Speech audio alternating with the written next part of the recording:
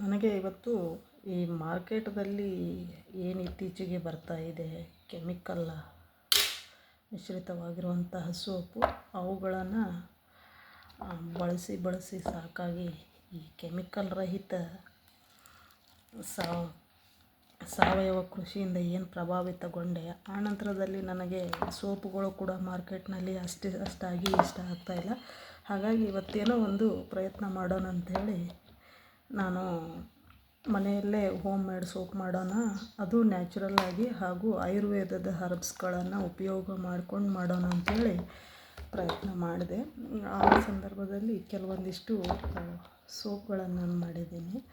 ಆ ಸೋಪ್ಗಳು ನೋಡಿ, ಇದರಲ್ಲಿ ನ್ಯಾಚುರಲ್ ಆಗಿ ಬೆಳೆದಿರುವಂತಹ ಅರಿಶಿನ ಪುಡಿ, ನ್ಯಾಚುರಲ್ ಆಗಿ ತಯಾರಿಸುವಂಥ ಕೊಬ್ಬರಿ ಎಣ್ಣೆ, ನ್ಯಾಚುರಲ್ ಆಗಿ ಏನೋ ಸ್ನಾನಕ್ಕಾಗಿ ಉಪಯೋಗಿಸ್ತಿರ್ತಾರೆ ಸನಾತನದಲ್ಲಿ ಉಬರ್ತಾನದ ಇಂಗ್ರೀಡಿಯೆಂಟ್ಸ್ ಎಲ್ಲವೂ ಅವುಗಳನ್ನೆಲ್ಲ ಸೇರಿ, ಜೊತೆಗೆ ಸ್ವಲ್ಪ ಕಡಲೆ ಹಿಟ್ಟು, ಸ್ವಲ್ಪ ಮುಲ್ತಾನಿ ಮಿಟ್ಟಿ ಇವುಗಳನ್ನು ಹಾಕಿ ನಾನು ನೈಸರ್ಗಿಕವಾಗಿ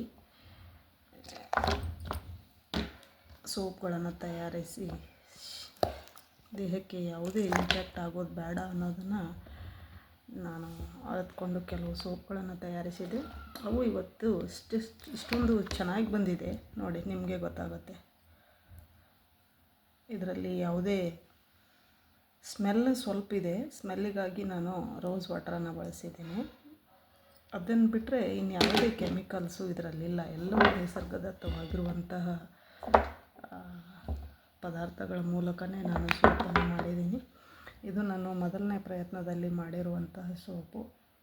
ಭಾಳಷ್ಟು ಚೆನ್ನಾಗಿ ಬಂದಿದೆ, ಖುಷಿ ಅನ್ನಿಸ್ತಾ ಇದೆ. ಸೊ ಈ ಥರದ ಮೌಲ್ಡಲ್ಲಿ ನಾನು ಹಾಕಿ ನಾನು ಅದನ್ನು ತಯಾರಿಸಿದ್ದೀನಿ. ಸೊ ಒಟ್ಟಿನಲ್ಲಿ ಹೇಳೋದಾದರೆ, ಈ ಥರದ ಎಲ್ಲ ನಾವೇನು ಹೋಮ್ ಮೇಡಿಗಾಗಿ ಬಳಸ್ತಾ ಇರ್ತೀವಿ, these are are the good things for health. ಮತ್ತು ಸ್ಕಿನ್ ಡಿಸೀಸ್ ಆಗಲಿ ಆ ಥರದ್ದು ಏನಾದರೂ ಇದ್ದರೆ ಇದರಲ್ಲಿ ವಾಸಿ ಆಗೋದು. ಜೊತೆಗೆ ಕೆಲವರಿಗೆ ಮೈ ತುರಿಕೆ ಎಲ್ಲ ಇರುತ್ತೆ, ಆ ಮೈ ತುರಿಕೆಯೂ ಕೂಡ ಇದರಿಂದ ಕಡಿಮೆ ಆಗುತ್ತೆ. ಸೊ ಹಾಗಾಗಿ ಇದನ್ನು ತಾವುಗಳು ಕೂಡ ಮನೆಯಲ್ಲಿ ಬಳಸ್ಕೋಬೋದು. ಇದು ನನಗೆ ಗೊತ್ತಿರುವಂತೆ ನಾನೊಬ್ಬರು ಸ್ಟೂಡೆಂಟ್ಗಳಿಗೆ ಹೇಳಿಕೊಡುವಂತಹ ಆಯುರ್ವೇದದ ಏನು ಉಪಾಸಕರಿದ್ದಾರೆ ಅವರು ಮಾಡುವಾಗ ಇದನ್ನು ನಾನು ನೋಡಿದ್ದೆ. ಸೊ ಅದು ಒಂದು ನನಗೆ ಯಾವಾಗಲೂ ಲೈವ್ ಕಣ್ಮುಂದೆ ಇತ್ತು. ನಾನು ಯಾಕೆ ಇದನ್ನು ಪ್ರಯತ್ನ ಮಾಡಬಾರ್ದು ಮಣ್ಣಿನಲ್ಲೇ ಅಂಥೇಳಿ ಆ ಥರ ಪ್ರಯತ್ನ ಮಾಡಿದಾಗ ಈ ಥರ ಒಳ್ಳೊಳ್ಳೆ ಸೋಪ್ಗಳು ನನಗೆ ಇವತ್ತು ಸಿಕ್ತು. ಸೊ ಮುಂದೆ ಇದು ನನಗೆ ಮನೆಗೆ ಉಪಯೋಗಿಸ್ಕೊಳ್ಳಿಕ್ಕೆ ಸಾಕಾಗುತ್ತೆ. ತಾವು ಕೂಡ ಸೋಪ್ಗಳನ್ನು ಮನೆಯಲ್ಲಿ ಉಪಯೋಗಿಸ್ಕೊಳ್ಬೋದು. ತಮಗೆ ಮನೆಗೆ ಬೇಕಾಗುವಷ್ಟು ತಾವೇ ಮನೆಯಲ್ಲಿ ತಯಾರಿಸಿಕೊಂಡು ಅದನ್ನು ಬಳಸ್ಬೋದು.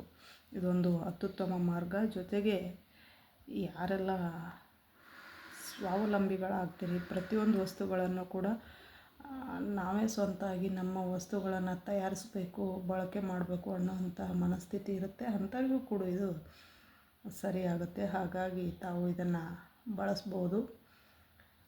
ಬಳಸಿ ಅದರ ಉಪಯೋಗವನ್ನು ನೋಡಿದಾಗ ನಮಗೆ ಗೊತ್ತಾಗುತ್ತೆ.